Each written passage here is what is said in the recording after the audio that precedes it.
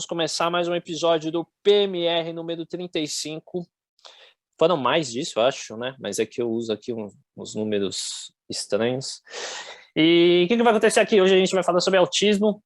É um comecinho do mês, eu não vou lembrar a data, mas foi o dia do autismo, né, e transtornos, né, mentais. E a gente achou interessante trazer esse tema, que é muito importante, e que muita gente acha que é complexo, né? É um tema complexo, abrange bastante coisa, não é só o paciente que sofre, isso é o paciente, a família, então a gente vai começar a conversar sobre isso. Hoje a mesa está composta por apenas 3 dos membros, o Caio teve um probleminha, ele não vai conseguir comparecer. E agora a gente vai dar início, então a mesa está composta por mim, quem sobre medicina oriental, medicina chinesa, medicina energética, o Roy, o nosso hipnoterapeuta, e a Sâmia, a nossa nutricionista. Hoje a gente vai falar sobre autismo, lembrando, né, tudo que a gente vai falar aqui são as nossas percepções, são as nossas práticas clínicas, tá? E primeiro ponto é, se você conhece alguém ou que esteja passando por um caso que tenha, né, o autismo, o espectro autista como base, né, na tua vida, no teu ciclo, compartilhe esse vídeo para ajudar outras pessoas, tá? Tem o chat aberto, acho que eu não sei se está aqui ou está aqui, mas está do meu lado. Então, qualquer dúvida você pode mandar no chat do próprio YouTube ou aqui embaixo, se você estiver vendo no smartphone, ou no Telegram, né? A maioria das pessoas tem vergonha e pode mandar no Telegram. E agora a gente vai dar início, chega de enrolação, a gente vai dar início ao PMR sobre autismo.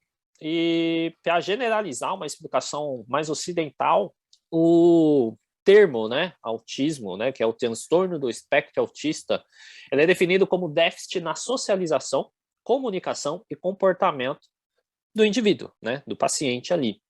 E ele vai ter algumas alterações, que vai ser um distúrbio mais no desenvolvimento neuro desse paciente. Então ele pode ter um desenvolvimento alterado, pode ter manifestações comportamentais, pode ter déficit de comunicação, pode ter dificuldade na interação social, comportamentos repetitivos, e seguem, né, um movimento repetitivo, né, um estereótipo de comportamento, e pode ter restrição a alguns interesses e atividades. Ela está vivendo no mundo dela e a gente tem que entender o que está passando ali. E ela é dividida em 3 níveis, e é legal vocês saberem esses 3 níveis. O primeiro nível, que é, digamos que é tem a sigla aqui, que é o TEA, né, transtorno do espectro autista, TEA. Tem o primeiro nível que não precisa, né, precisa de pouco suporte, é o nível 1, né, o TEA nível 1. O que diferencia o TEA nível 1? Que o paciente, a pessoa com TEA do nível 1, ela tem pouco interesse em interações sociais e ela tem dificuldade na comunicação, tá? Aí a gente vai para o nível 2, que seria o nível intermediário, que aqui, esse paciente ele já precisa de um pouco de suporte, ele precisa de um pouco de ajuda. Aqui, ele vai ter dificuldade, mas é de média a grande dificuldade na interação e comunicação verbal e não verbal. E as respostas vão ser reduzidas aos estímulos externos, ou seja, a pessoa pode chamar um paciente que tem TEA nível 2, vai chamar ela, só que ela não vai responder.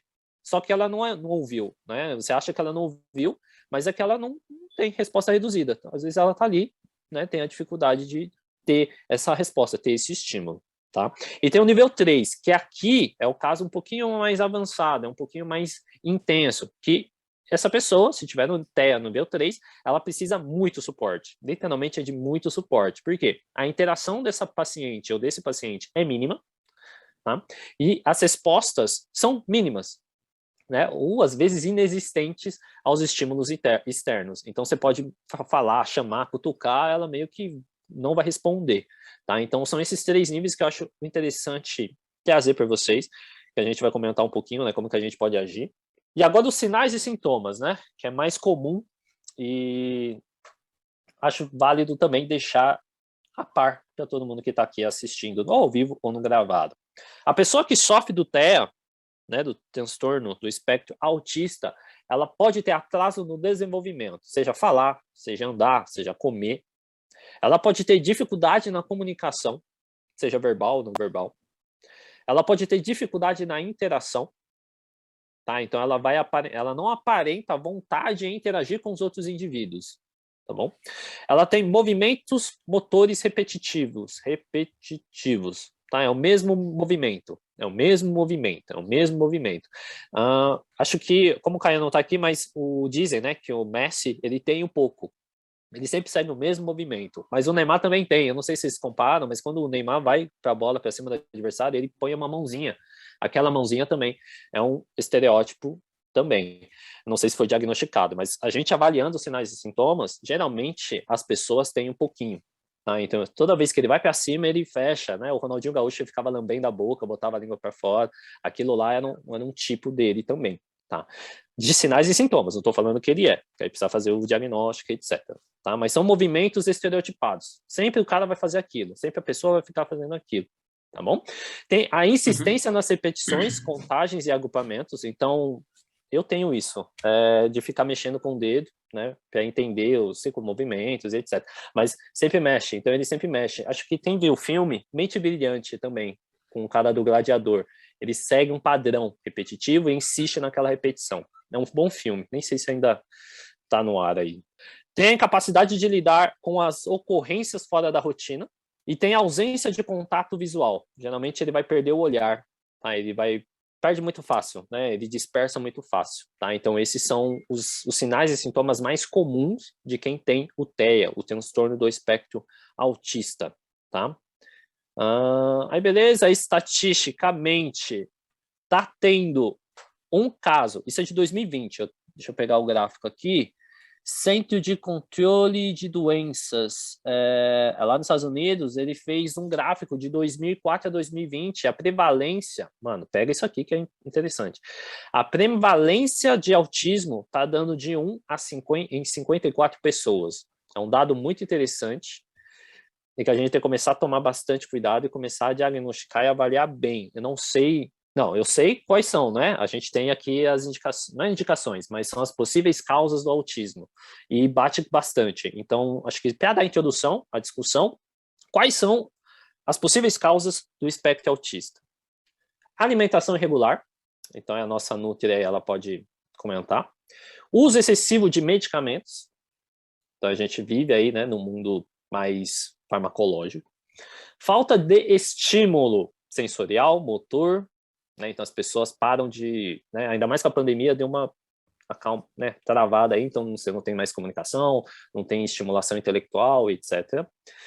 Ambiente, até poluição, ondas de celular, ondas de rádio, né, aquelas ondas, quando a gente vai pega a estrada, vem aqueles postes que chama, como é? Esqueci o nome. Mas são as ondas magnéticas ali, tá? De celular, poluição, etc. E é isso. Essas são as causas principais que podem ocasionar ou gerar um possível autismo, tá? Na visão ocidental. Certo? E agora a gente vai abrir aqui para a mesa. Uma coisa que você falou da alimentação, eu acho que vale a gente colocar, porque assim, na nutrição, a gente só pode tratar, em teoria, a gente só pode tratar o que está acontecendo, né? Mas tem muito a questão da prevenção que eu sempre falo, a gente pode prevenir algumas coisas. Nesse caso especificamente, a gente tem alguns estudos que falam sobre a questão da gestação, né? Então, é importante quem atende, né, gestante, tentante e gestante, se atentar muito nisso, porque primeiro que tudo que ela vai entrar em contato, o bebê vai entrar em contato. Então, se são alimentos inflamatórios, né? Se rola aquele estresse básico e etc., aquelas brigas, etc., isso impacta demais na formação, não só na formação, né? Mas na vida toda do bebê que vai ser o adulto um dia. Então, uma anotação que eu tenho aqui que eu acho que é bem importante falar é gestantes que têm herpes de repetição, a gente tem que tomar muito cuidado, porque tem ligação com essa questão do autismo. Então, às vezes não, é importante a gente tratar de uma maneira que não fica medicando, que nem você falou, né? Medicação, é muito comum as pessoas simplesmente se medicarem e não irem atrás da causa do problema. Então, quem cuida de gestante tem que tomar bastante cuidado, né? Porque tudo que a gente faz com ela agora impacta lá na vida do bebê, que vai ser um adulto um dia, tá? Então, esse é um ponto que tem que ficar atento, porque às vezes você fala, é só uma gripinha, é só, né? E não é, porque isso a gente não, às vezes não, você não vai a fundo, não entende o quanto isso pode impactar na vida daquele bebê, da gestante e do bebê, né? Então, um ponto que eu levantaria a bandeira aí é essa da herpes de repetição, tá? Autismo não é o meu público-alvo, né? Principalmente porque é mais comum a gente achar em criança, não que não viria adultos, mas... E o meu público não é criança, é mais adolescente e adulto. Mas, é, eu tenho bastante anotação sobre isso, que eu acho que vale a pena a gente levantar aí também pontos importantes, levantar a bola, né? São pontos importantes. Porque o que acontece? É muito comum, quando a Nutri, depende da Nutri, quando atende, fazer exclusão de algumas coisas. Não sei se vocês já ouviram falar, mas aquele famoso é autista, vamos tirar o glúten. Não sei se vocês já ouviram falar sobre isso. Mas tem uma explicação, né? Não é simplesmente, vamos tirar o glúten, porque o glúten faz mal. Não. O que acontece? A digestão de algumas moléculas, vamos chamar assim, elas são ruins. E é o que eu explico, né? Se a gente não digere bem, ele pode ir estragando alguma coisa dentro da gente. Então, a permeabilidade do intestino de uma pessoa com autismo, ela já é ruim. Então, a absorção dos nutrientes não é boa. Por quê? Porque moléculas muito grandes passam, né? E vão abrindo essa peneira que a gente tem no intestino. Então, moléculas muito grandes, por exemplo, caseína, que é a que vem do leite, e o glúten, que é a que vem do pão, né? Vamos pôr o pão assim, entre muitas aspas, elas são maléficas para o autista por conta disso, por conta dessa permeabilidade do intestino que é ruim, né? Ela já é ruim, tem que ser muito bem tratada. E aí, uma molécula tão grande pode ser prejudicial nesse ponto, não é que faz mal, é que por conta da permeabilidade do intestino, tem que ser tratado, tem que tirar algumas coisas, tratar, para depois ver como que fica a digestão disso, depois que o paciente está bem tratadinho, bem cuidadinho, né? Então, esse é um ponto que é muito comum a gente ouvir falar autismo e glúten tem que retirar, mas acho que tem que ficar bem claro por que as pessoas, as nutris, fazem isso, né? A nutri que tem que fazer. E uma anotação que eu tenho aqui que eu acho que é importante também é que o nível de serotonina no cérebro do autista é menor. O que a gente pode fazer? Suplementação. É uma suplementação eterna? Talvez. Mas é uma suplementação de nutrientes, né? Não é uma medicação. Essa é a diferença. Não estou te dando um medicamento, estou te dando um suplemento alimentar. São nutrientes, vitaminas e minerais para justamente auxiliar na produção da serotonina dentro do próprio corpo, né? Não está vindo externo. São impulsionadores para poder ajudar a subir essa serotonina.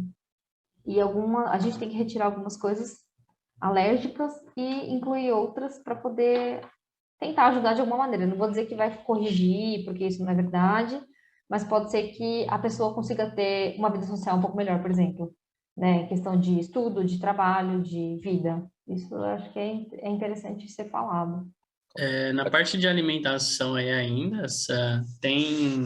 assim, existe algum estudo, sei lá, alguma coisa que mostra que esse cuidado na gravidez realmente acaba influenciando ou como que é Sim. isso?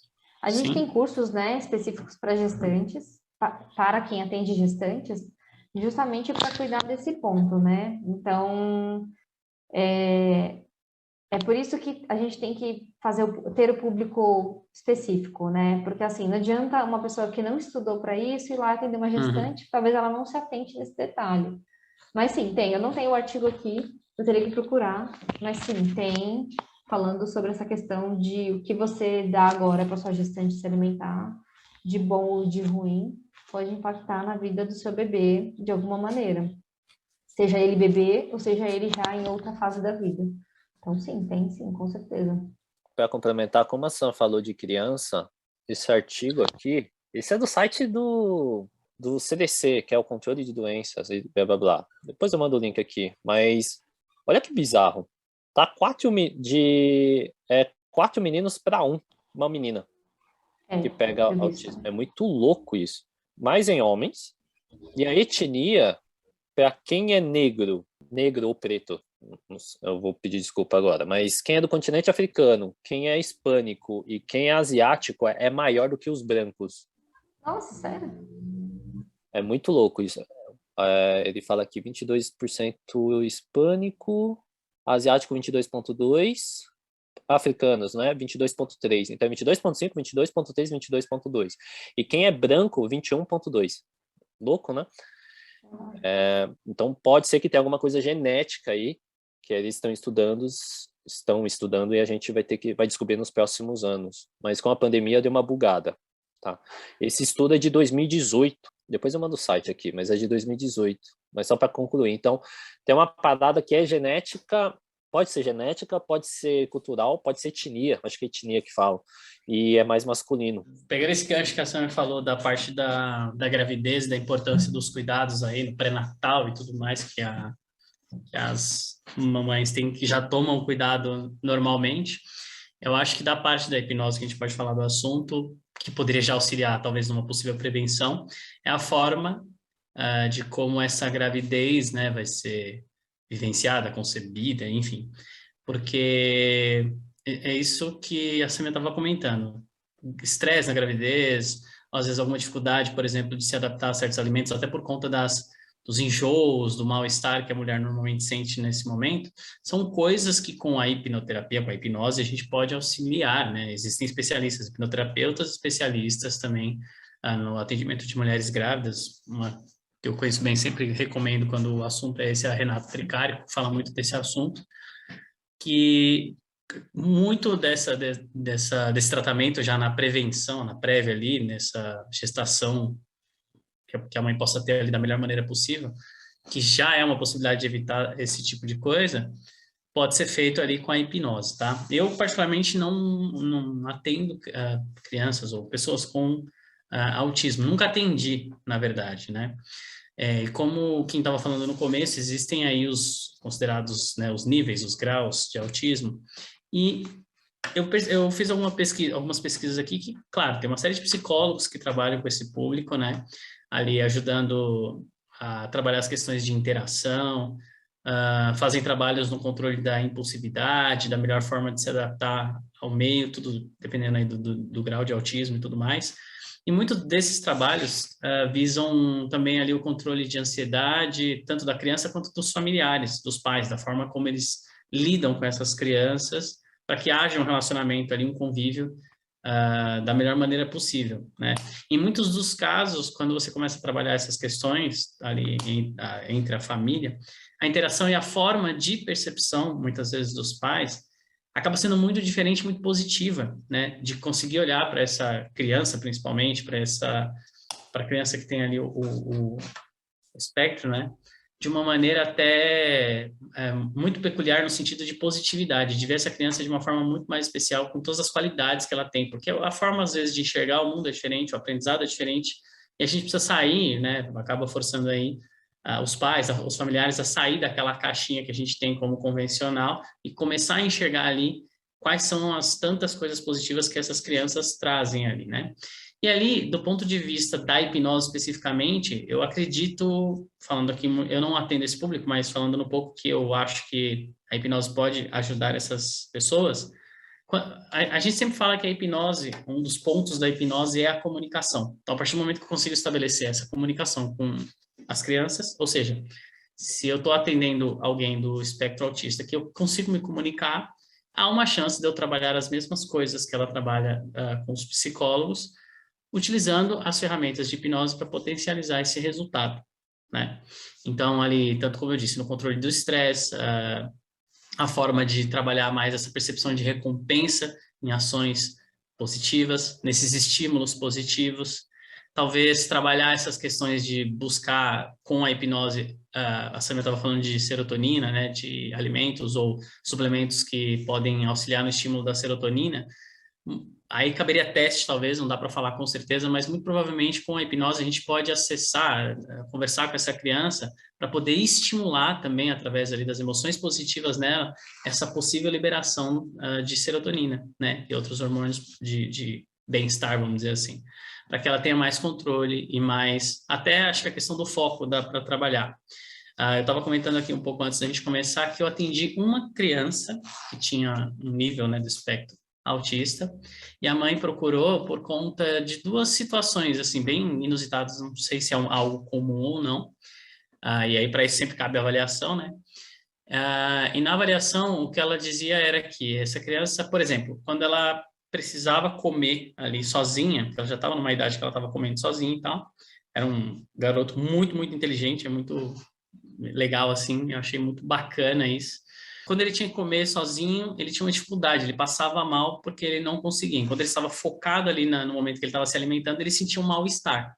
Não sei se derivado de alguma, sei lá, alguma associação que ele fez, algum trauma, alguma coisa do tipo, né? Que não necessariamente tem a ver com o espectro em si, mas pode ter passado por alguma situação que gerava essa dificuldade.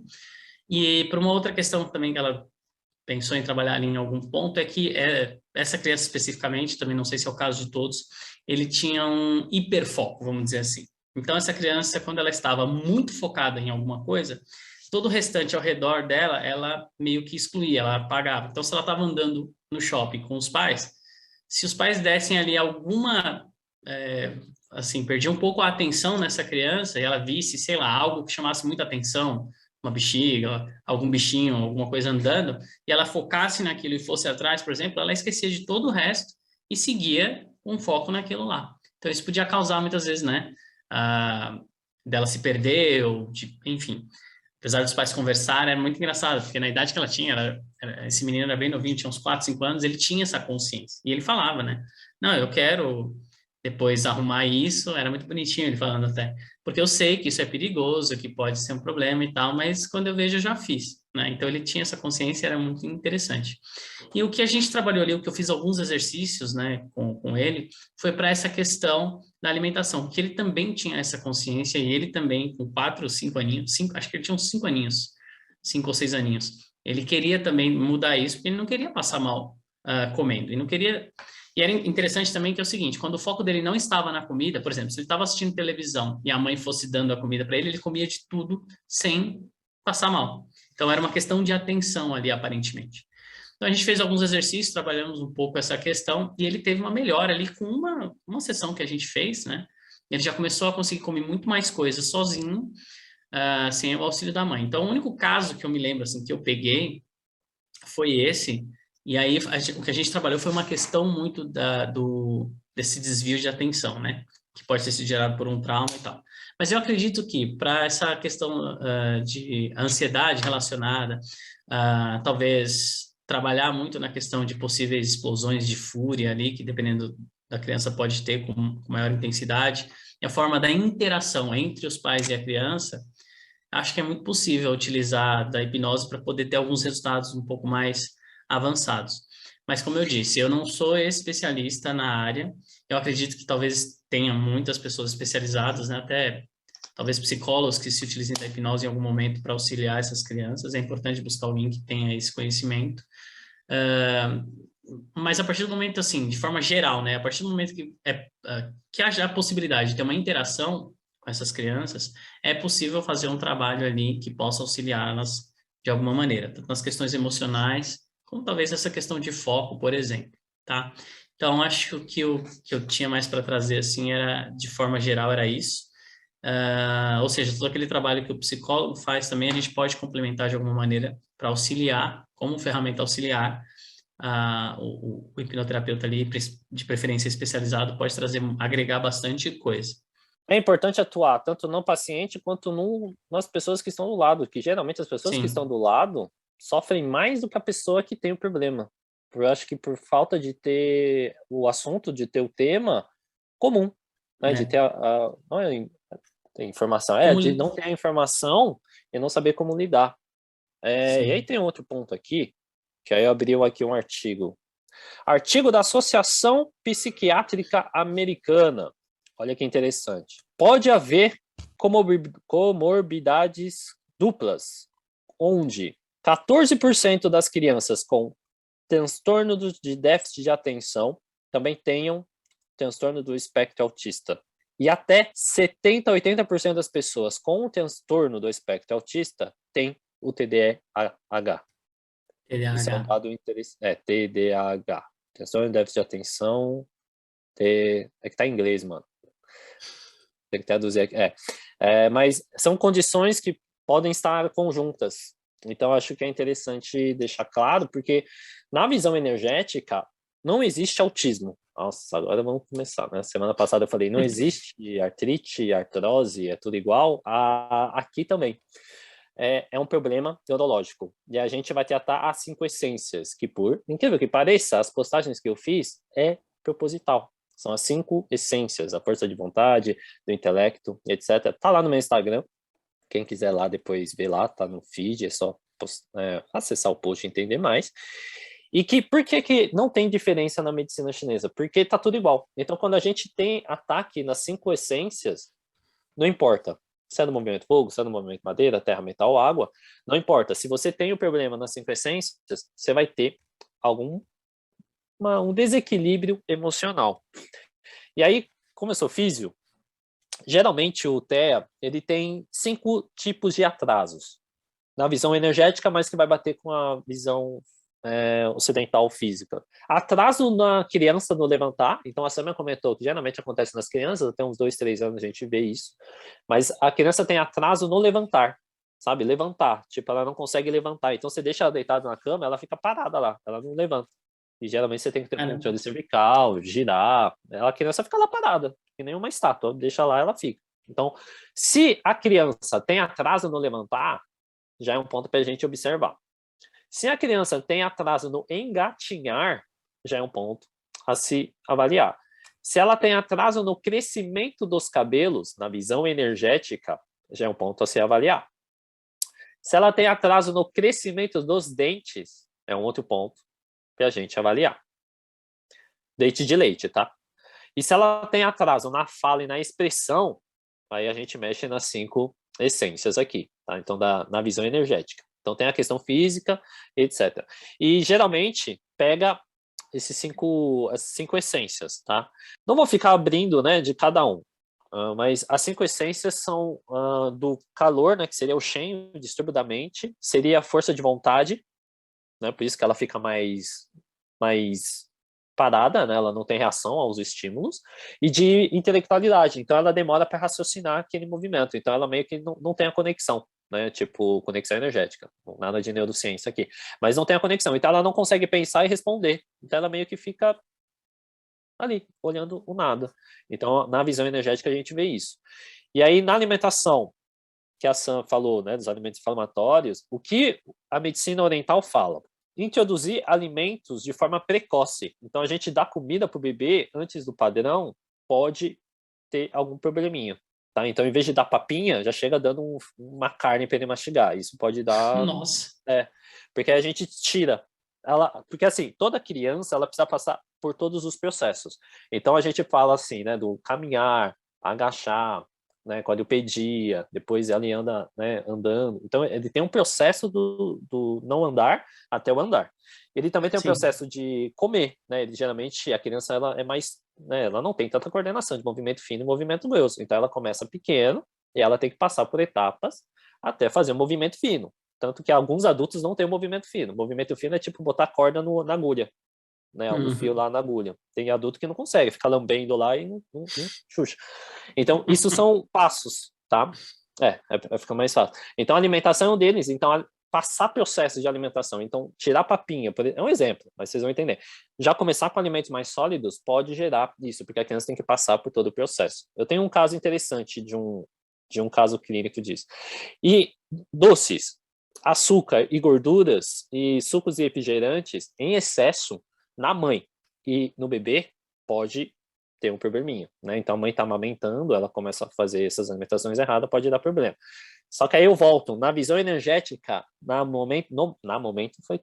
momento da concepção, o pai e a mãe tem que estar equilibrado. Se eles levam uma vida totalmente desequilibrada, a criança pode nascer com propensão a ter, né? Que ela vai ter, mas, né? A gente fala que tem uma propensão a ter. Então esse é um outro ponto. Só para vocês entenderem isso, tem um brother meu, tipo amigo, estudando na faculdade comigo, acho que o Caio deve ter conhecido, não sei se ele conheceu, não vou levantar o nome, mas ele teve uma bebê, teve uma filhinha. Isso foi lá em 2018. O que ele fez? Como todo fisioterapeuta, a gente acha que, mano, vamos acelerar a criança, ela não vai passar por todos os processos, já vou dar controle cervical aqui, vou deixar ela em pé. Ele deixou ela em pé sem passar pelo processo de engatinhar e do semi-ajoelhar e do ajoelhar. O que a criança fez?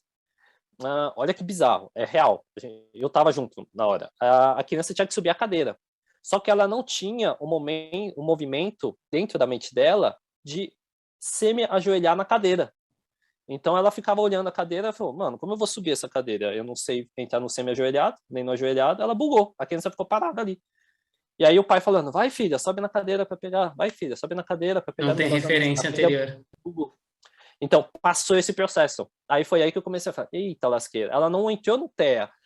A gente só passou o processo de desenvolvimento dessa criança. Então, na visão, agora vai começar a bugar. Na visão energética, a gente fala que isso aí pode ser um transtorno mental. Porque a gente acelerou o processo, em vez de passar passo por passo. Tá? Então, isso foi engraçado porque ele falou, ele teve que ensinar ela a semi-ajoelhar e ajoelhar. Aí depois de um mês, fazendo todo dia, ela conseguiu subir na cadeira para pegar o negócio da mesa. Mas isso é muito louco. Então, não passem os processos, não pulem os processos. Continuem, né, façam os processos. Se for seguir a medicina energética, siga os processos passo a passo.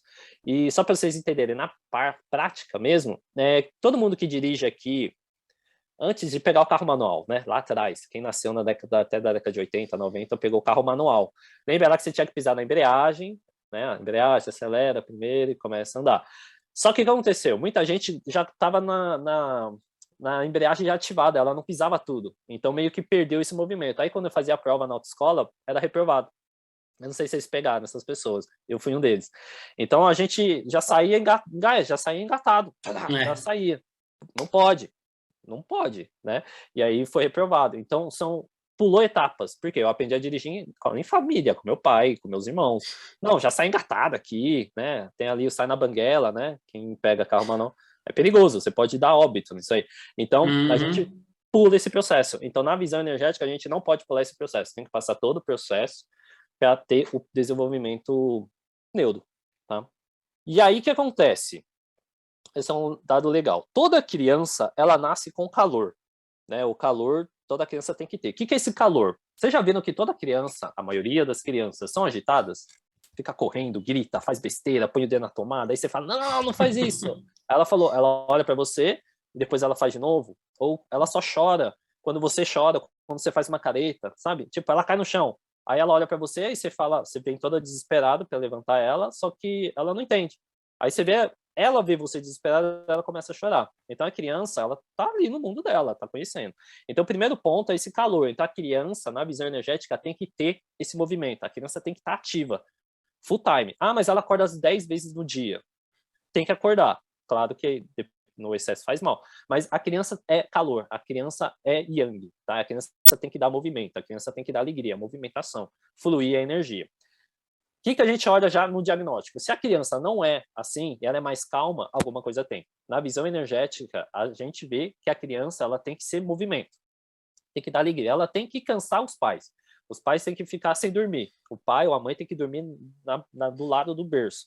Se o pai e a mãe não dormem do lado do berço, a gente vai ter que avaliar essa criança. Pode ser que ela tenha algum probleminha. Isso é já no começo, tá? Então ela não come essas coisas, tá? Então esse é um ponto importante. A gente usa como calor, mas eu não vou entrar na síndrome. Só que todo mundo tem esse calor, tá? Todo mundo que está assistindo aqui, eu, o Roy, a Sam, você que está assistindo ao vivo ou no gravado, todo mundo tem. Se esse calor for muito maior, pode dar um probleminha nessa criança. Então começa pequenininha, tá? Então vai dos 2 aos 3 anos. E aí a gente entra, acho que o Roy vai manjar na questão das idades. Lembra lá que eu sempre falo aqui, 7 anos a mulher, 8 em 8 anos o homem. Só que os primeiros 3 anos, aí é um processo do desenvolvimento infantil, acho que é aqui que vocês falam isso, a criança está absorvendo tudo. Então é até os 3 anos que a gente tem que pegar tudo que essa criança vem a ter. Tá? Então, até os 3 anos, se ela tem algum probleminha, hoje é moda, né? Moda ruim, mas toda criança tem gastrite e refluxo. Já nasce com refluxo. Aí você fala, mano, como assim? Por causa disso, por causa dos pais, do ambiente, etc. Então, na visão energética, a gente já começa a observar isso. Pode ser que a criança que tenha esse refluxo, pode ter UTEA? Não, nem sempre, mas a gente vai ter que avaliar. Tá? Então, a visão energética, a gente vai atrás mesmo. Esse é um dado muito interessante. Geralmente, se os pais têm alguma patologia e ela não foi tratada corretamente, pode passar para a criança. Olha que doido.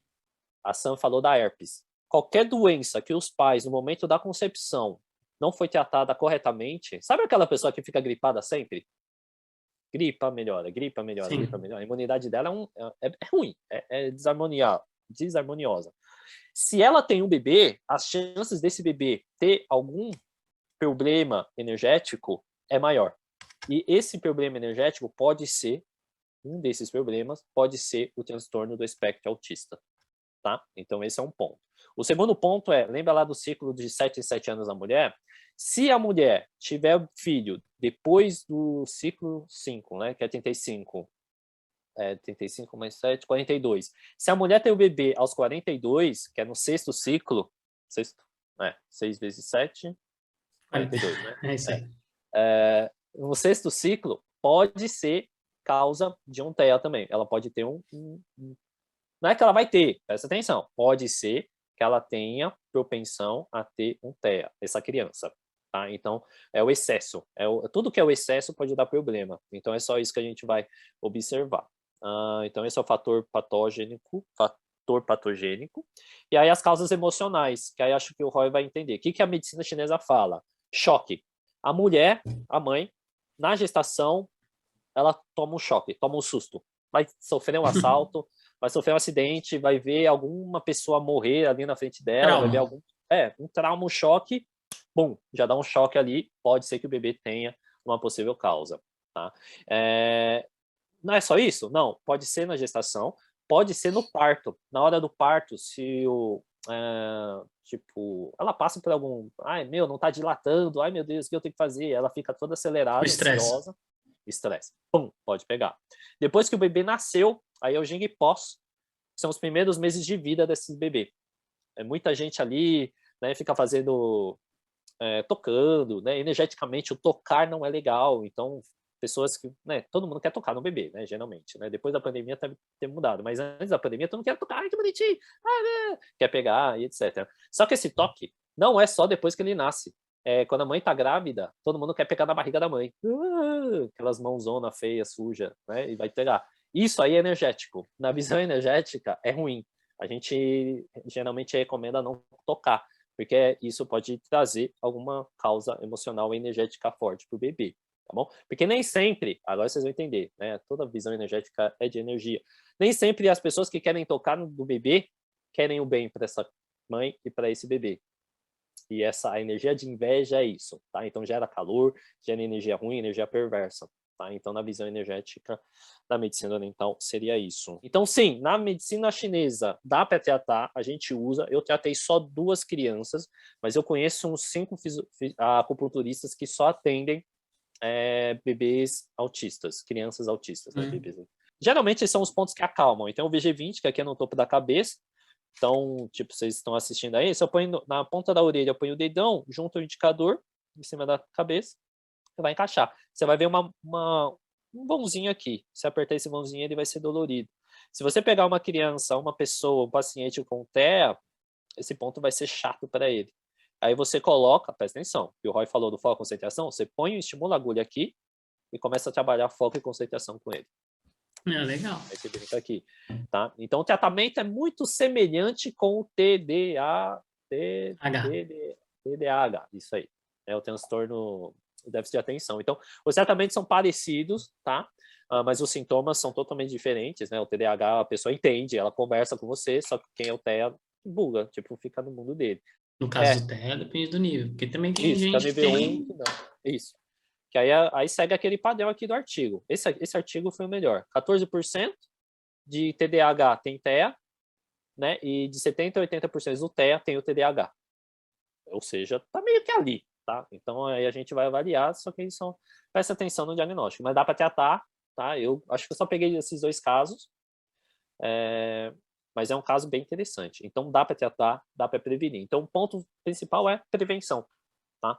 Então, previnem antes, tá?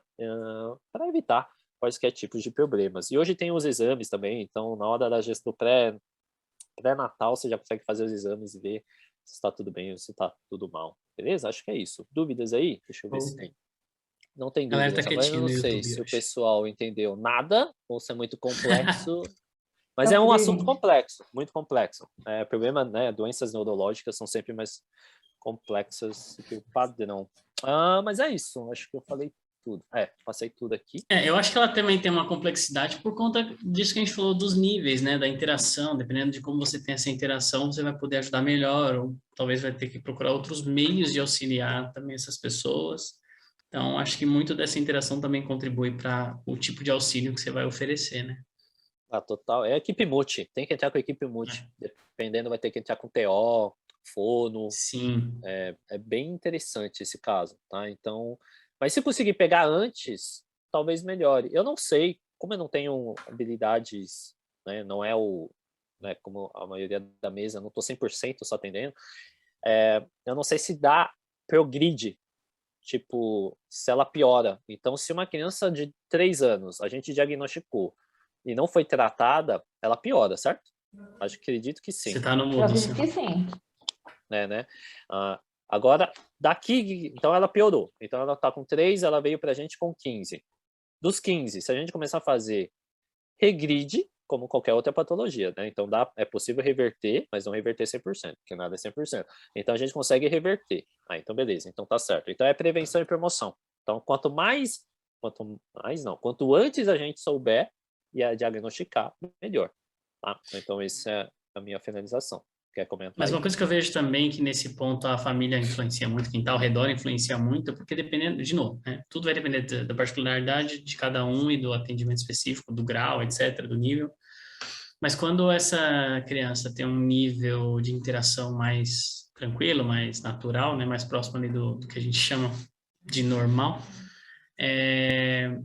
muitas vezes a forma como a família lida, como os pais entendem e vou dizer aqui assim, entram nesse universo da criança e procuram trazer os aprendizados, as explicações, o tipo de conforto de acordo com a necessidade dela, com o universo dela, eu acho que maior também é a chance dessa criança ir crescendo, se sentindo, sem ter esse quadro que você disse aí de progressão, né? Então, ela vai também tendo essa assistência melhor, Acolhida. esse suporte. Hã? Acolhida. Isso, exato, quando ela se sente mais acolhida. Mas é que eu digo que talvez no caso, de novo, né? Como eu, por exemplo, não tenho nenhum caso próximo para eu ter essa. Não dá para eu falar com mais propriedades. Mas eu acredito, né? Eu tenho uma amiga que tem um sobrinho que tem espectro em um certo nível, e ela fala que assim, a interação que ela tem com essa criança é incrível, é totalmente diferente de, né, o que a gente chama, entre aspas, aqui, de uma criança normal, porque ela é uma criança normal, só que ela tem uma outra forma de enxergar a vida, de experienciar a vida. Então, quando você consegue entender isso e entrar nessa, essa minha amiga, por exemplo, ela sempre relata que ela tem experiências incríveis no trato com essa criança, e a criança com ela, e vice-versa. Né? Então, eu acho que, assim, para a família que a gente pode, acho que pode falar alguma coisa, começa a observar, tenta. É porque eu vejo isso não só nessa situação, mas em várias situações a gente tenta sempre colocar as coisas em caixinhas que a gente considera que são normais e padrões e vamos colocar aqui, né? Então cara, não pense em padrão, pense em entender, pense em passar por aquela experiência dentro daquele universo, porque isso sim pode fazer muita diferença para essa criança, né? Na forma como ela se sente nesse acolhimento que a Sam falou e na forma de como a família de repente, né, pode aprender tanto com essas pessoas, que deve ser, assim, uma interação bem... Claro que acho que como todas as interações têm suas dificuldades, mas eu acho que tem muita coisa legal que pode ser agregada e experienciada por ambas as partes, né? Quando as pessoas se predispõem a se despir um pouco disso que a gente chama de natural, de normal, de querer encaixar em alguma caixinha específica, e se sai fora disso, é uma doença. Não sei, eu acho que tem as suas dificuldades, mas também tem ali as suas, acho que diferenças que agregam, vamos dizer assim. As particularidades que agregam, que são positivas, que você pode aprender muita coisa, né? Sim, não, É mas isso. acho que você falando, para encerrar, pelo menos no meu pensamento, tem grandes pessoas que têm, né? Que dizem que Sim. tem, e tipo, Messi, né? Pô, o cara é um gênio, literalmente. Gênio. Então, Não, a maioria é gênio, justamente porque tem esse pensamento aí mais fora da caixinha. É que a e gente tem uns pensa níveis que diferente. realmente a interação é muito difícil. Então, aí acaba que você não consegue muitas vezes estabelecer uma comunicação e criar uma tratativa, né, para essa criança.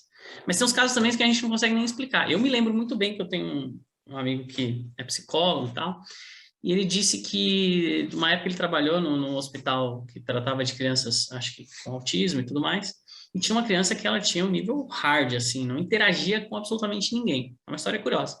Se eu não estou falhando aqui a memória, eu me lembro muito bem dessa história que ele me contou algumas vezes, inclusive. E uma vez veio uma médica de um hospital francês lá, acho que uma psiquiatra, uma psicóloga, não lembro. Ela só falava francês, não falava português. E ninguém conseguia interagir com essa criança. Essa mulher chegou, a criança nasceu, né, cresceu, já tinha ali os seus 7, 8 anos, nunca tinha conseguido falar nada, nem interagir com ninguém. Essa mulher chegou da França, foi fazendo as visitas e tal, chegou nessa criança e foi bater um papo com ela em francês. Oi, tudo bem? Não sei o quê. A criança simplesmente parou o movimento ali repetitivo que ela estava fazendo, virou para a moça e começou a falar em francês com ela. Não falava português, não escrevia e saiu falando em francês. Entendeu, se comunicou e explicou. Se não me falha a memória, essa é uma história que aconteceu lá com esse meu amigo que é psicólogo, que todo mundo ficou abismado, falou, como assim? A criança cresceu, nunca falou com ninguém e está falando, respondendo, entendendo e falando francês. Então, talvez tenha muitas coisas aí que a gente não consegue entender e absorver. E eu lembro que, se não me engano, até na época, ele disse que a partir dessa comunicação, essa moça até estendeu um poupouco a estadia dela, né? Porque o caso ficou aí ficou, né, assim, foi curioso, ela quis estudar um pouco mais. Ela começou a partir daí criar uma comunicação com ele em francês e a partir do francês ele foi aprendendo um pouco mais do português e foi ensinando, conseguiu estabelecer uma comunicação que foi partindo para ajudar em outras questões. E ele foi tendo uma melhora bem interessante, né, uma interação melhor, diferente e tal. Mas é um dos casos que a gente... Aí, eu estou trazendo um caso que extrapola, que eu me lembrei agora dessa história, né? Como é que a gente vai explicar essas coisas? Então, só atendendo para saber, né? Quem não pega o caso é muito louco. Não, mas é show. Muito interessante. É isso. Então é isso, gente. Agradecer a todos. Calma aí. A Erika falou, o floral pode ajudar? Pode ser que sim. Porque se for um momento específico da criança, mas acho que o tratamento ele é muito mais complexo. A gente precisa de uma equipe multi, precisa fazer os diagnósticos, se precisar de medicamentos, precisa de dieta, de hormonal, etc. Acho que ele engloba muito mais do que a gente pensa.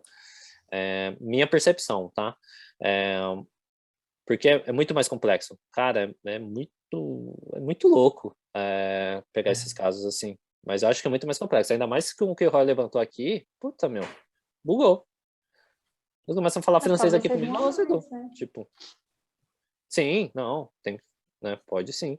Mas acho que ajuda sim. Acho que tudo que é bom, que vai agregar, deve ser feito. Não tem essa frescura, não. Eu não isolaria, tá? Eu aplicaria floral, cromo. Cromo eu aplicaria, muito. Se viesse na minha mão, eu aplicaria cromo na cara. Fala assim, mano, qual é a cor que você quer? Deixa ele escolher, e aí a gente vai, vamos observar como ele reage. Porque ele vive no mundo dele. Eu que tenho que entender o mundo dele, não ele entender o meu mundo, que é o que ele falou. Exatamente. Não adianta, assim como qualquer outro atendimento, né? Eu que tenho que entender o paciente, não o paciente tem que me entender. Exatamente. Minha percepção. Deixa eu ver. Mas é isso. Então, agradecer a presença da mesa, agradecer a presença de você que está assistindo ao vivo e também no gravado. E qualquer dúvida, estamos à disposição. Os contatos estão aqui debaixo do vídeo, tá? E é isso, gente.